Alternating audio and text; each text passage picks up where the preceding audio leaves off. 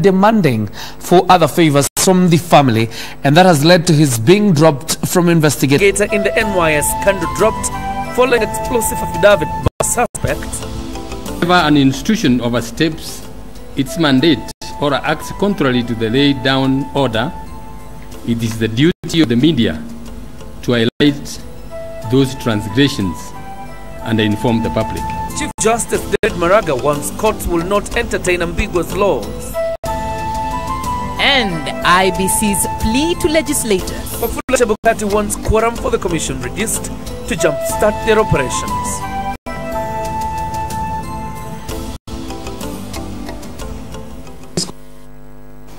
Susan Duku is a sign language interpreter tonight. My name is John Jacob Curia.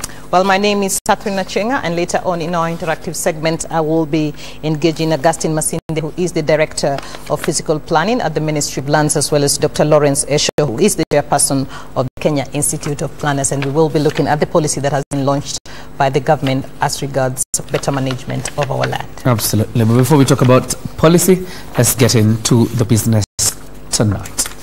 A lead investigator in the alleged NYS scam has been removed from the case following claims that he was a business associate with one of the suspects and had been making deals with the suspects. Now, this comes as the fate of NYS suspects seeking to be released on bail will be known next Tuesday. The suspects appealed the decision of a magistrate's court to have them remain in custody pending the hearing and determination of a court case. Now, they argued the magistrate violated their constitutional right in denying them bail. Ben Chumba has that report.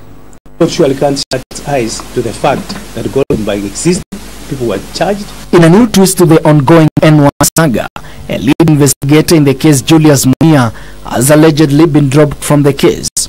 The investigator is alleged to have been a business associate of one of the suspects and is said to have been making deals with some of the suspects. In the meantime, Youth Affairs Principal Secretary Lilian Omolo and NYS Director General Richard Dubai are among the 42 suspects awaiting to know their fate on the 19th of this month.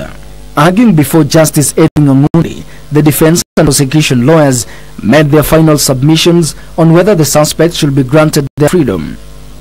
The suspects, in challenging the magistrate court decision to deny them bail, argued they are innocent until proven guilty. The Goldenberg suspects are being tried. Goldenberg, you remember the case of Goldenberg, which actually was probably worse than the case that we have. The Triton cases.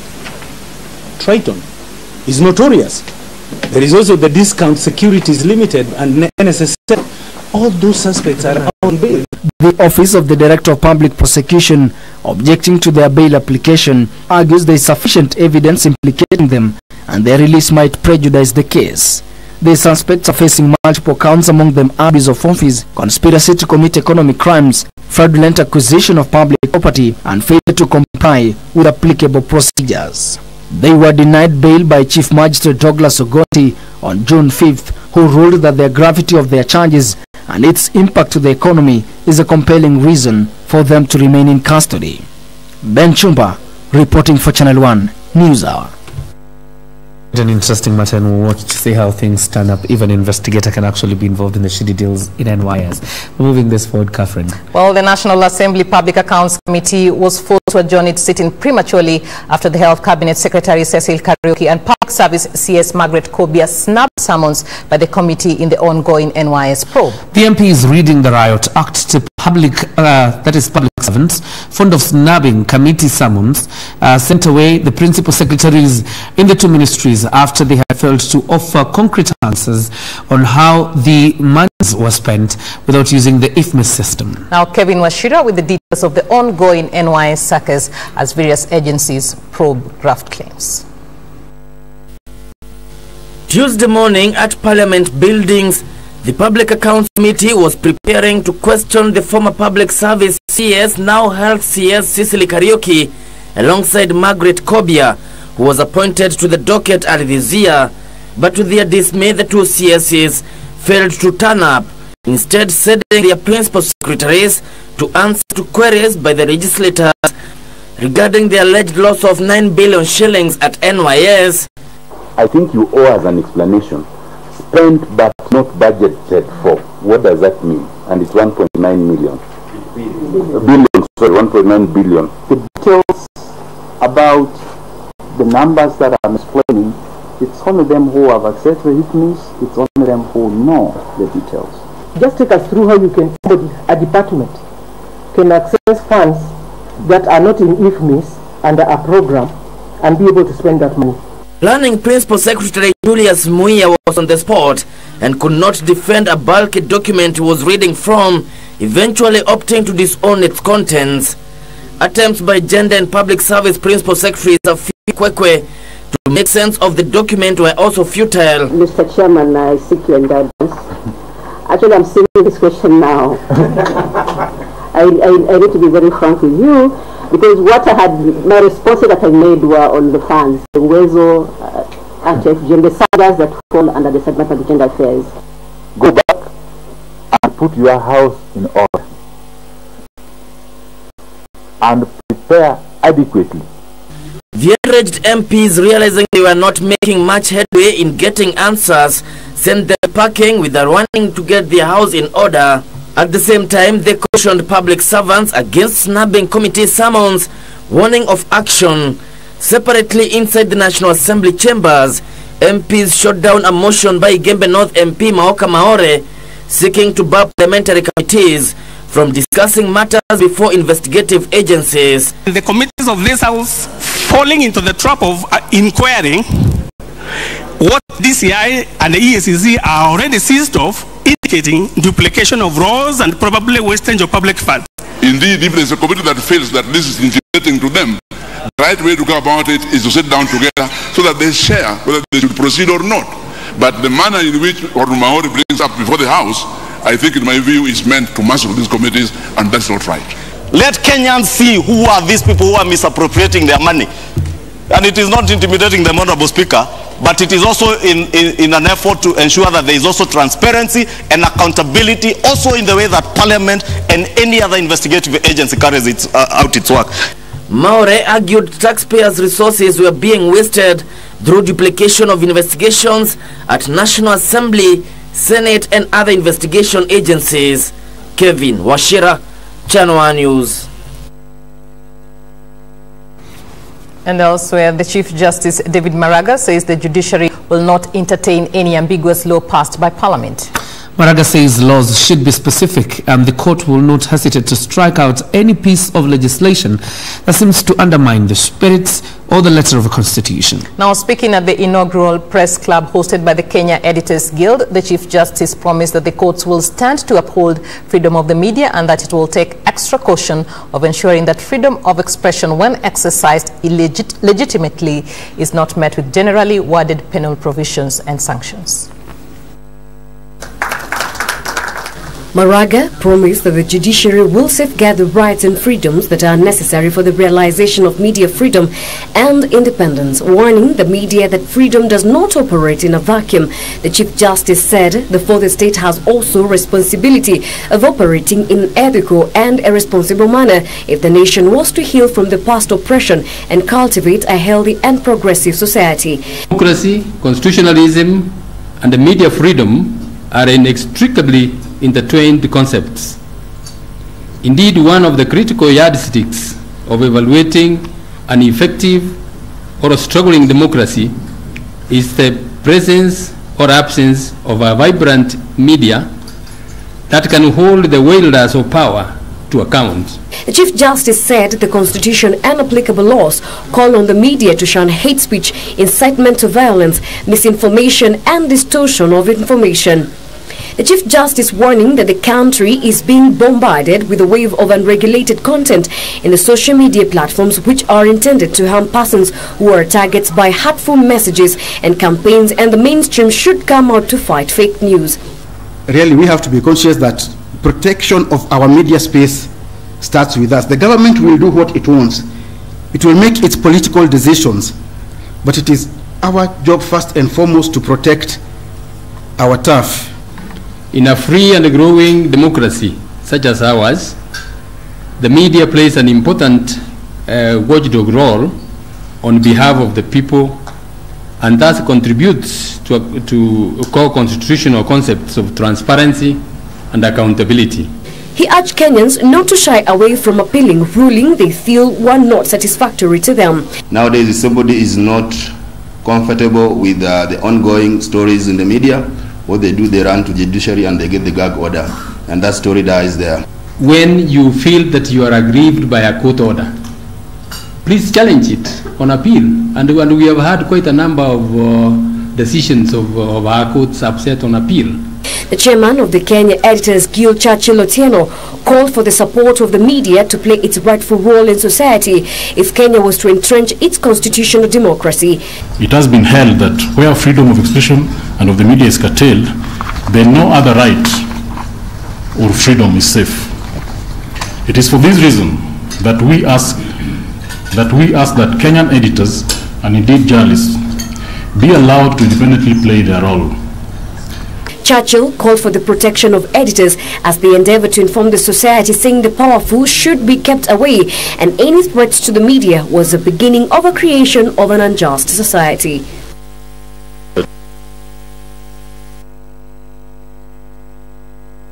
Well, I see a lot of familiar faces, and one of them is the one seated on my right. I knew you were going there. Good almost tell. That was an interesting, fantastic, and of course bringing journalists together. Yes. To see the future of newsrooms. Of course, the threat by digital space on media being realistic. Yes, that was one of the issues that was actually captured there. How do we as media houses ensure that we don't get sucked into the social media and lose our, telling the real story, the facts from the fiction. Absolutely. All right, let's focus on other matters now. And the Independent Electoral and Boundaries Commission now wants Parliament to fast-track the recruitment of commissioners to fill vacancies at the Commission. Well, that is a story we'll be getting to shortly, but for now, let's take a breather.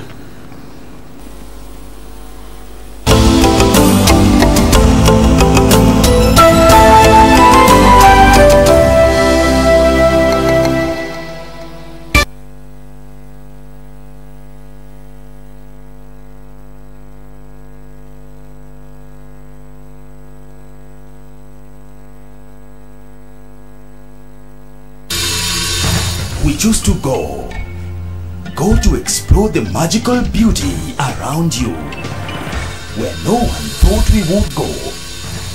We have gone for coursework, only to find more adventure, discovering something unfamiliar.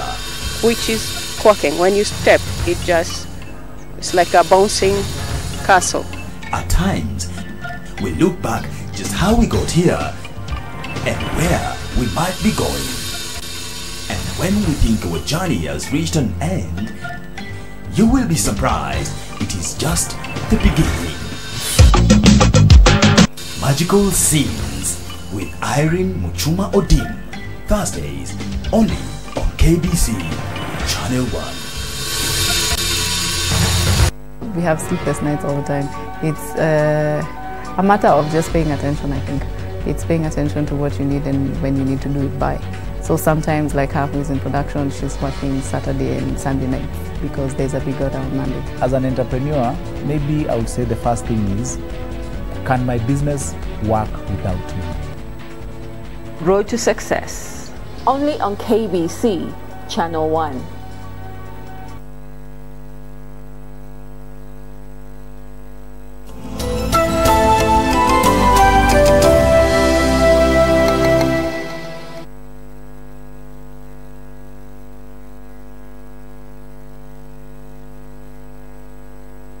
Welcome back. The Independent Electoral and Boundaries Commission, IEBC, now wants Parliament to fast-track the recruitment of commissioners to fill vacancies at the Commission. Now, IEBC Chairperson Wafula Chebukati says the lack of quorum at the Commission may hamper the ongoing constituency boundaries delimitation process, even as he called for constitutional amendments to reduce the quorum at IEBC from the current 5 to 3 commissioners.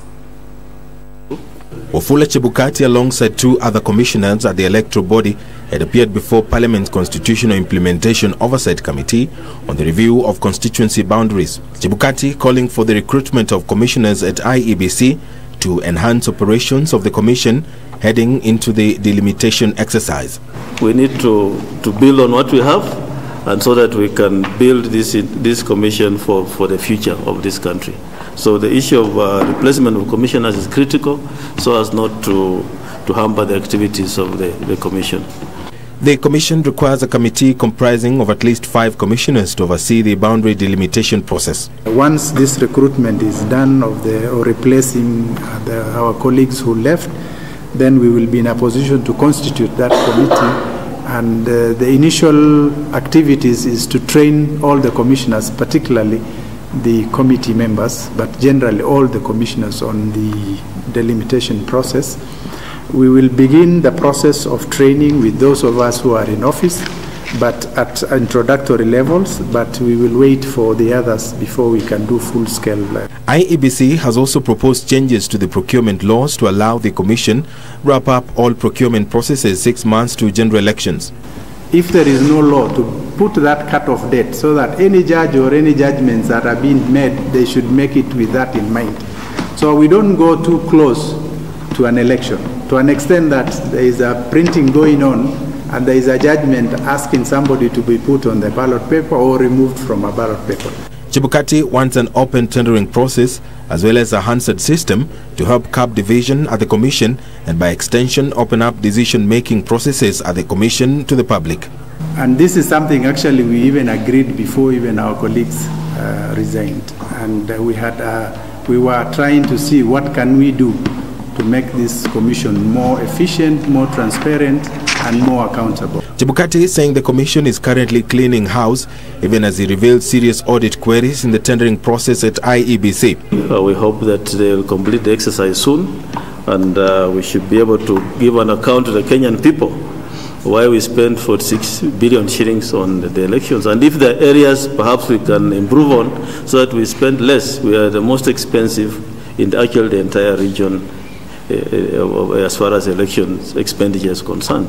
Over the next 4 years, IEBC will be reviewing constituency boundaries, though the process may be affected by county boundary conflicts. For Channel 1 News, I am Edward Kabasa.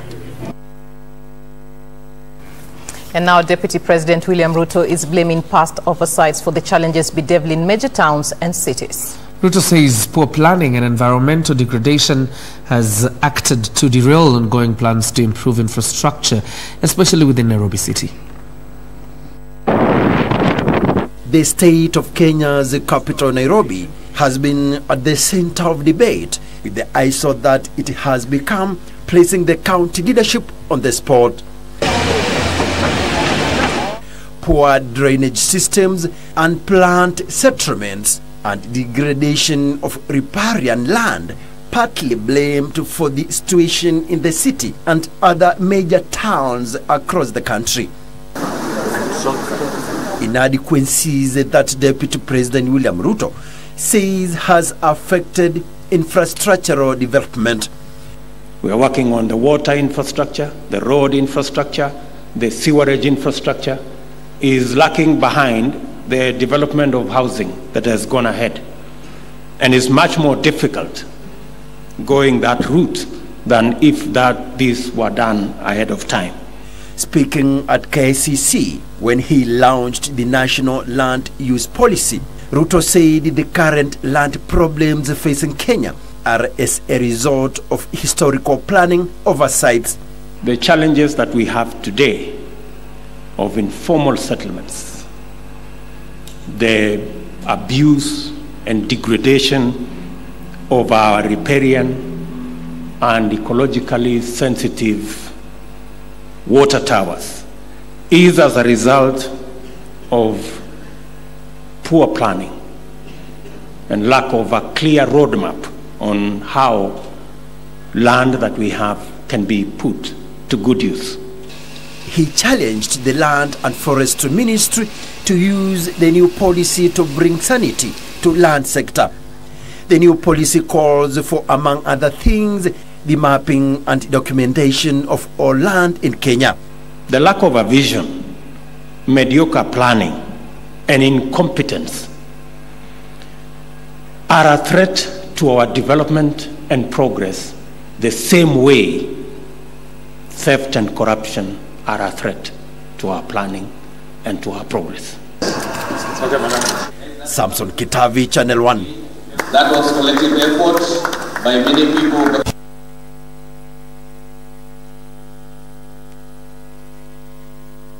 Tuesday at 10 p.m. for spiritual uplifting messages. In the Glory is here. Join Bishop Margaret Wanjiru as she ministers the Word of God. You cannot afford to miss it.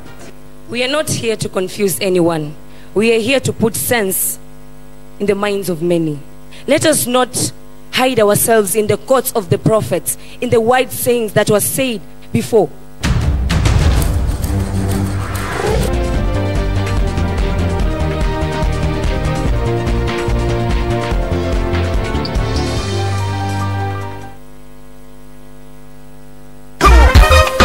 Tukukaribisha kwa moyo mkunjufu hapa katika mahanja. Ni rock kwa nataka audio DJ nicheze hiyo wimbo kusimama na magoti, halafu unawekelea kidogo. Kama kidogo, shika magoti. Usikohoe. How you doing it? Mahanja mislit.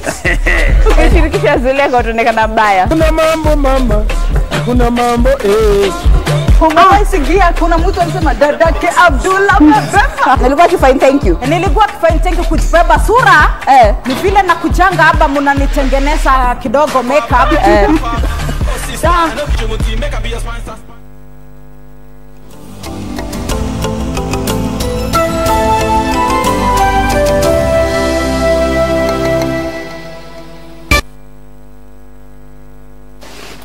Well, it's time for us to focus on EcoWatch, and tonight we will be taking a look at the National Land Use Policy that was launched by the government, a 72-page document that is seeking to look at how exactly can we be able to manage our resources, issues of sustainability, and how can we also be able to address some of the land conflict issues that we continue to have, and issues of planning our cities and our counties, even now as we move into the devolved structure of government. And just to give us their perspective of what really is contained in this policy and what are some of the issues and how can we address them, joining me in studio now we have with us Augustine Masinde, who is the Director of Physical Planning in the Ministry of Lands, as well as Dr. Lawrence Esho, who is the Chairperson of the Kenya Institute of Planners. They will be giving us insights on this particular policy and going forward, how can we address some of our land use, some of the land, how we use our land.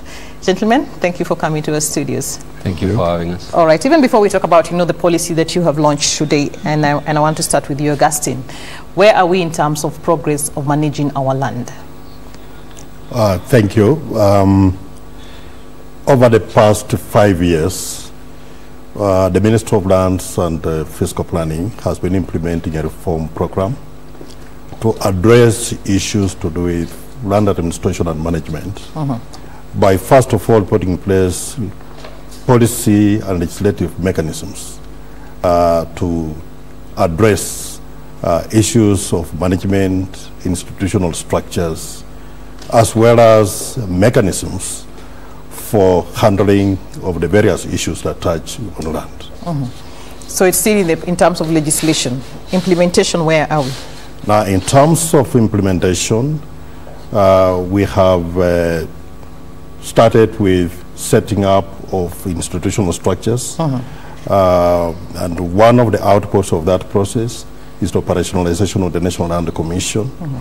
We have codified the many legislative instruments that we had previously into 4 statutes for purpose of land administration.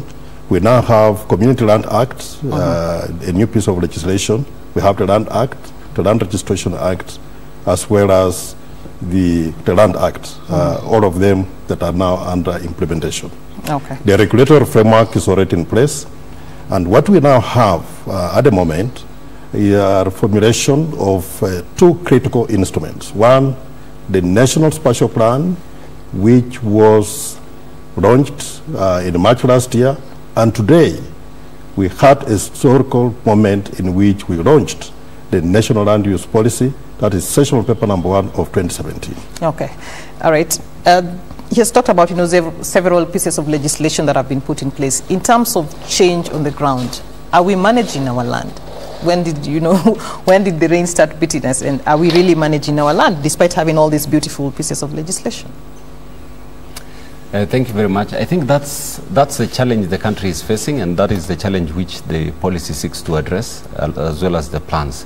Policies usually form the basis for legislation, and then the legislation form the basis for formulation of frameworks which can assist us, regulatory frameworks, to go to address certain challenges that we have in relation to land. We have had these regulatory frameworks over the years. The implementation has not been that strong. It has been weak, and that probably is to blame for some of the challenges that we're experiencing now. But also we have a very dynamic and strong market which seems to run much faster than the ability of government to control development. However, I think that is going to change because you remember we had an overly centralized governance system. Now with devolution, this gives an opportunity for a whole 47 counties being involved in the process of regulating land use, in the manner in which we use land. So at what point do you think we really lost it when it came to planning of how we use our land? I think we lost it when the land was unbundled into the market sometime in the late 80s and early 90s. Remember previously, if you wanted to develop some land, you applied to government with a proper plan of how you intend to use the land. The government then will, plus the money, you show that you have the money. The government will allocate you the money to do so, the land, and then will give you a time frame within which you will develop it, and proper conditions which you will have to follow to develop the land. Kenyans were also not so much hungry for urban land, for instance. We focus so much on rural land and for production purposes. But then there is almost a complex, a land complex. Everyone wants a piece of Kenya. And I think that's where the challenge came in the sense that in the process, then we've overly subdivided our land. And then, so creating a huge dynamic in which it becomes very difficult, a huge development dynamic which is very difficult to master. However, I think with the current programs in government, I think we should be able to get ourselves back on track to controlling that. Augustine, how will we be able to do that? Because like you said, today everyone wants to own, a piece of land, either an eighth or a quarter, for speculation reasons. Then we have those who have large tracts of land that remain unused. So how does the policy, recommend how we can be able to address this particular challenge? Because the thirst for land is real.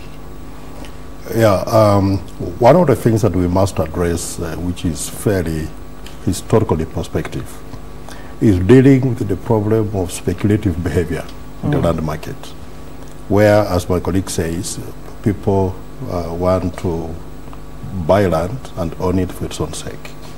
And in the process, we have ended up with a problem of subdividing land into an economic and sustainable units. And one of the things that we have to address through the policy framework is having very clear standards and guidelines that will prohibit subdivision of land beyond unsustainable units. And to be able to do that, of course, we have the policy guidelines, we're going to have the standards, but we also have to build the capacity of the county government institutional structures to give them the necessary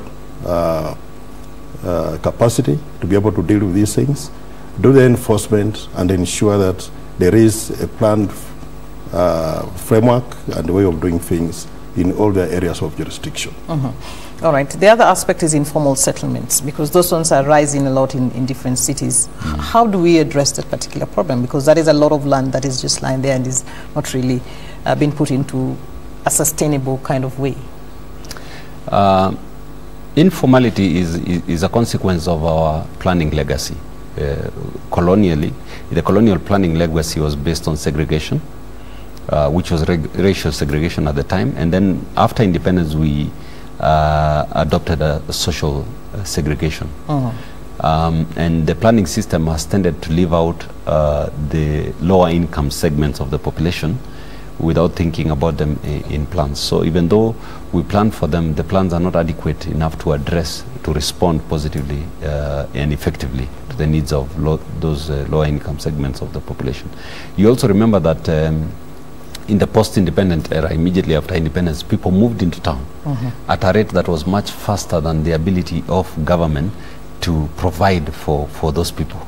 So they were transitioning from rural-based, agriculture-based vocations, and then they came to the city, and in most cases there was not enough employment.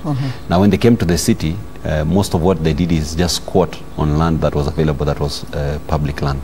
However, in the last few years, what we've seen government doing is we've had several programs. We've had the Kenya Slum Upgrading Program, we've had Kenya Informal Settlements Project, which the aim has been to plan these informal settlements, issue people with titles, provide infrastructure in those informal settlements. But going forward, I think there has also been a lot of change in the mindset of a lot of planners in this country, that we need to come up with solutions that actually cater for those lower segments of lower income segments of the population, and not just for the rich. So I think with the time we will be able to solve some of these problems. And he's talked about, you know, the rural-urban migration. Now we see everybody saying tunarudi mashinani. We are going back to the county. So are we prepared in terms of, if everybody moves back, you know, to the counties, what are we likely to see in terms of planning at that level?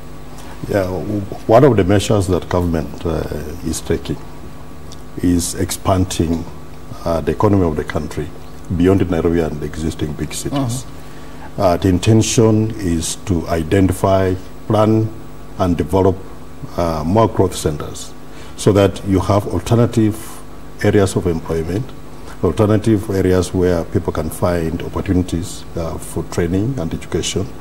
And what we have to do, as already elaborated under the Big Four agenda, is to focus on housing development that address the needs of all categories of the market, all segments of the market. We are emphasizing on developing housing in terms of housing that are affordable, and also social housing, so that we are able to address the needs of all Kenyans. People who find themselves within the informal settlements should be able to find alternative and affordable housing to cater for the needs of their families, and also to be able to provide the necessary infrastructure services which Kenyans require throughout the country. Of course, there was a blueprint, even, you know, when we talk about Nairobi City being the way it is today. There was a plan, but in terms of implementation, why are we not following these plans? Because there have been claims of, you know, bribery such that you are allowed to build on, you know, waterways. We are seeing people building in places where they're not supposed to, yet we condone it. How do we tackle this problem? This is a real challenge which we have had as a country, and it stems from a number of factors. One is weak institutional structures. Remember, we had local authorities before the current dispensation, and most of these local authorities do not have the adequate technical capacity and also having the necessary professional outlay to be able to deal with these issues. We reached a point where there was total breakdown in terms of institutional responsibility. Integrity became an issue to the extent that the ability and willingness to enforce the existing standards and regulations broke down completely. And what we are focusing now is building up the structures within the counties, give them the technical capacity, let them have adequate human resource base, men and women who are well trained and qualified, and of course also dealing with the issues of integrity, so that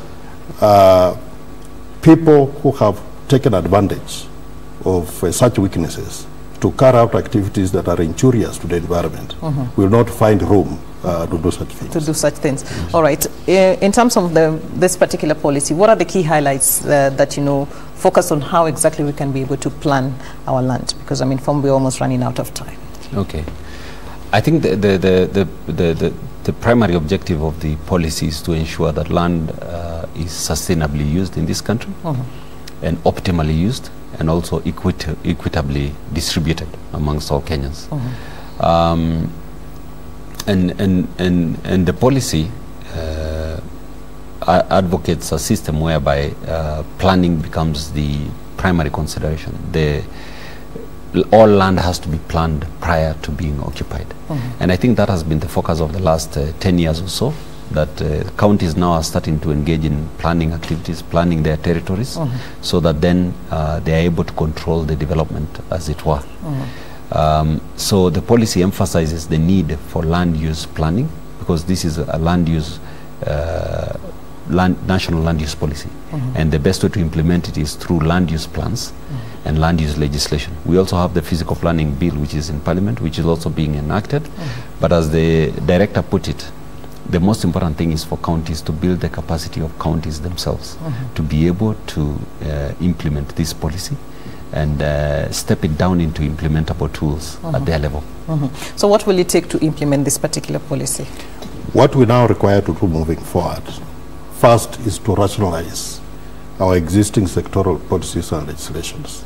Because one of the challenges we face is that we have many different sectors, and each sector has its own piece of legislation, its own piece of policy, some of which conflict and contradict each other. So the foremost assignment we have is to start rationalizing those policies and legislations. So it's sort of like to audit what you have and collapse it into one. Okay. And come up with the standards and guidelines that are uniform and address the needs of the country in terms of land management and planning. The other thing that we have to do is to have a well-coordinated institutional structure across all the sectors. The various ministries, departments and agencies have to work in harmony to address these challenges. To the extent that we will not want to have a situation where, say, NEMA has approved a development which the city county of Nairobi disapproves of. We need to have that coordination so that we are all speaking from the same script. Sometimes we are accused of, over legislating. Just like you pointed out, there are so many policies that sort of, tend to duplicate one another. So in terms of, implementation, why should we believe that it's going to be different? This policy, why should we believe that it's going not to gather dust like all the others that, have gathered dust before this, that now you're saying you need to re-audit what we have? What is different about this one? Are you putting your money where your mouth is in terms of implementation? Yeah, if you listen to the statement by His Excellency the Deputy President, it's quite clear that there is commitment by government to implement this policy. One, bring together all the sectoral agencies to hammer out a roadmap to start implementation. Two, engage with the Parliament to review the existing legislations and regulations. Three, to put in adequate budgetary allocation to provide the necessary resource base to be able to deal with the challenge that we have. So this time around, there is a seriousness of purpose, and government is putting its money where it is. After all, implementation of this policy is one of the foundations for implementation of the Kenya Vision 2030 and attainment of the objectives of the Big Four agenda. Definitely, government is committed, and this is what is going to be done. All right. Unfortunately, we've run out of time, but I'll give you an opportunity just to give your closing comments. Yes. I think in terms of closing, I would just like to encourage Kenyans. Kenyans are very fond of saying, poor planning, whenever there is a problem in this country.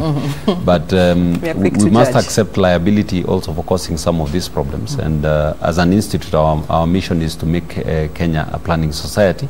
So we want to encourage that consciousness that we must plan if we have to have the country that we want.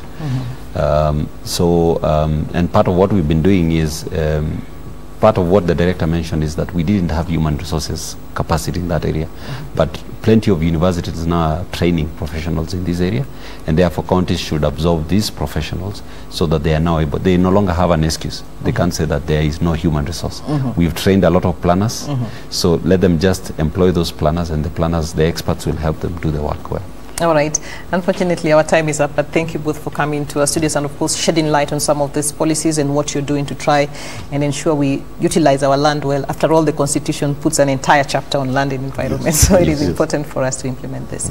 All right. This is where we have to put a cap on Eco Watch tonight. Of course, our guest in studio, we had with us Augustine Masinde, who is the Director of Physical Planning at the Ministry of Lands, as well as Dr. Lawrence Esho, who is the Chairperson of the Kenya Institute of Planners. Caroline Jenga is up next with the day's business.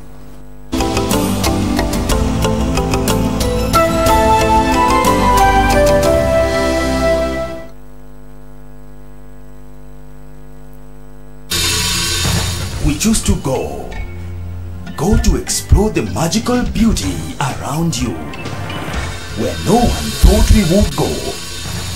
We have gone for coursework, only to find more adventure, discovering something unfamiliar. Which is quacking. When you step, it's like a bouncing castle. At times, we look back just how we got here and where we might be going. And when we think our journey has reached an end, you will be surprised it is just the beginning. Magical Scenes with Irene Muchuma Odim, Thursdays only on KBC Channel 1. We have sleepless nights all the time. It's a matter of just paying attention, I think. It's paying attention to what you need and when you need to do it by. So sometimes, like her who's in production, she's working Saturday and Sunday nights because there's a big order on Monday. As an entrepreneur, maybe I would say the first thing is, can my business work without me? Road to Success. Only on KBC Channel 1. Bishop Margaret Wanjiru of Jesus is Alive Ministry invites you every Tuesday at 10 p.m. for spiritual uplifting messages in The Glory is Here. Join Bishop Margaret Wanjiru as she ministers the Word of God. You cannot afford to miss it.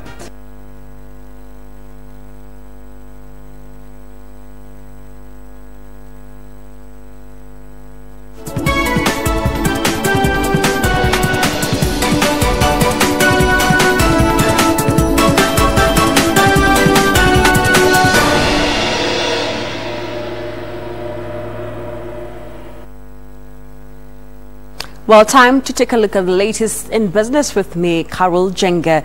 Measures that could lower the cost of living is a top priority for most Kenyans ahead of this year's national budget reading slated for this Thursday. Those in business hope that the National Treasury Cabinet Secretary, Henry Rotich, will announce measures to lower cost of doing business, such as more allocation for infrastructural projects and security, as well as actions to improve availability of low-cost loans. Our reporter Najma Abdirazak samples views from those in Nairobi, Busia, Kisumu, Naivasha and Bungoma. Matarajio yangu kwa hii budget ya 2018-2019 nilikuwa ninaomba serikali iweze kuangalia mwananchi wa kawaida, kwa sababu vitu vimepanda, hata kuweka chakula mezani kwetu wananchi na tushinda. Natarajia serikali iweke mikakati mizuri ya uchumi ili kusudi kila mtu apate mahitaji yake kwa urahisi, sio kwa uzito zaidi. Kitu cha muhimu sana, tunahitaji loan ili wamama wapate pesa wafanye biashara na watoto wapate kusoma. Tukiangalia maisha sahihi hapa nchini ama katika hii town yetu ya Kisumu, tunapata vijana wengi hawana kazi, wamama wengi hawana kazi. Upande haswa barabarani, tungependa vile vile waturahisishe kama mafuta ya pikipiki, hadi katika vyombo vya habari vya usafirishaji iwe transportation iwe chini kidogo. All I expect from this budget is that it should be self-sustaining. We don't want a budget that has a lot of gaps that will encourage again a lot of borrowing. Always around this time, people who are in the brewing industry are interested to see whether taxes, excise tax, will be increased by the government. We are thinking that this will hopefully not happen, because if it does happen, what it does is that it raises the price of licensed alcohol, beers and spirits. Mtu akiwa na hii mambo ya kilimo, siku hizi tunataka mambo ya import ipunguzwe, because vitu mingi imekuwa ni import. Ile mali yako uko nayo haiendi mahali. Vile ningeomba serikali kwa wakati huu wakisoma budget waangalie ule mtu mdogo mwenye yako chini. My expectations for this budget, I expect the cost of living to be quite low, and I also expect the government to focus on the youths.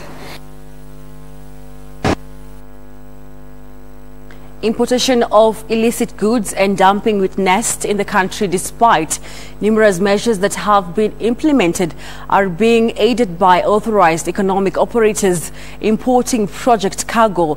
Kenya International Freight and Warehousing Association Chairman William Ojonyo says that this could be addressed by enhancing cargo handling efficiencies. Ojonyo says delays in issuance of licenses to clearing and forwarding agents has also affected revenue collection. The Port of Mombasa has been recording year-on-year cargo volume growth, with the total cargo throughput last year rising 10.9% to 30.35 million tons. Similarly, container traffic grew 9% from 1.09 million 20-foot equivalent units handled in 2016 to 1.19 million 20-foot equivalent units in 2017.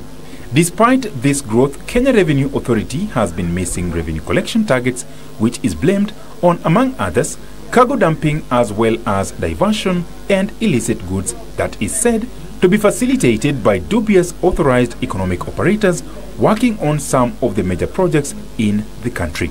We are doing more project cargo that is government oriented than doing commercial cargo. So many companies that are doing these government projects are using that window to bring in commercial cargo and not pay duty. And we have already categorized them. Most of them are AEOs.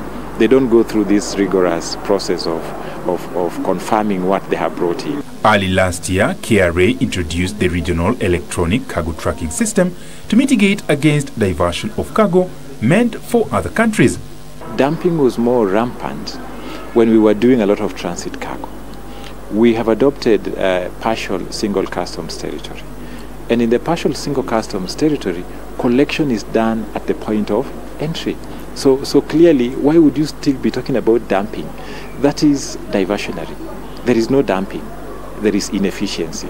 Government now plans to spend 4.3 billion shillings to deploy integrated electronic customs management system in the coming financial year to boost cargo scanning from 40% to 70% at the entry points.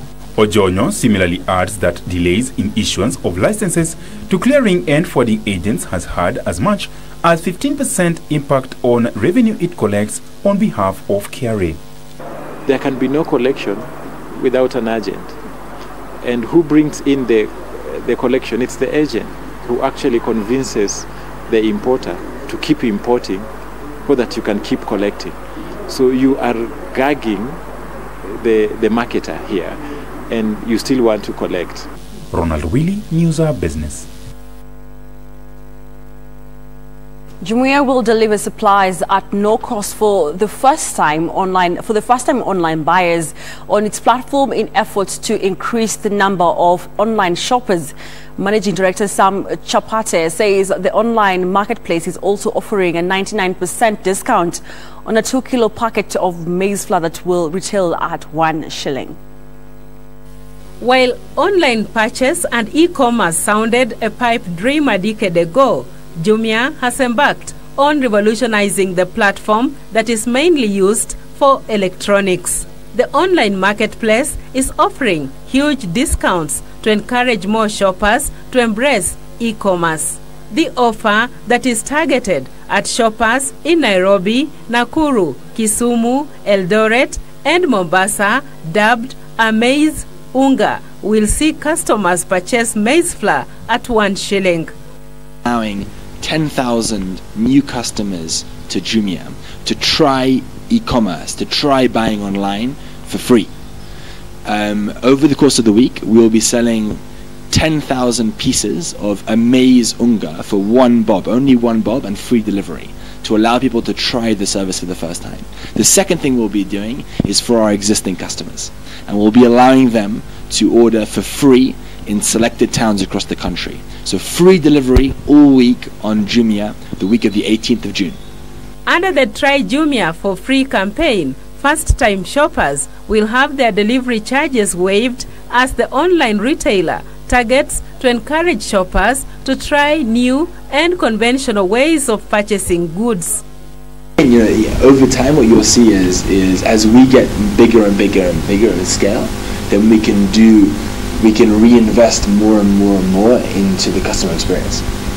So, you know, we can make shipping, for example, cheaper and cheaper and cheaper as we get bigger and bigger, because we have the scale to be able to do that. The move is aimed at debunking the common notion of online buying barriers and aid shoppers in embracing online shopping for their day-to-day home supplies.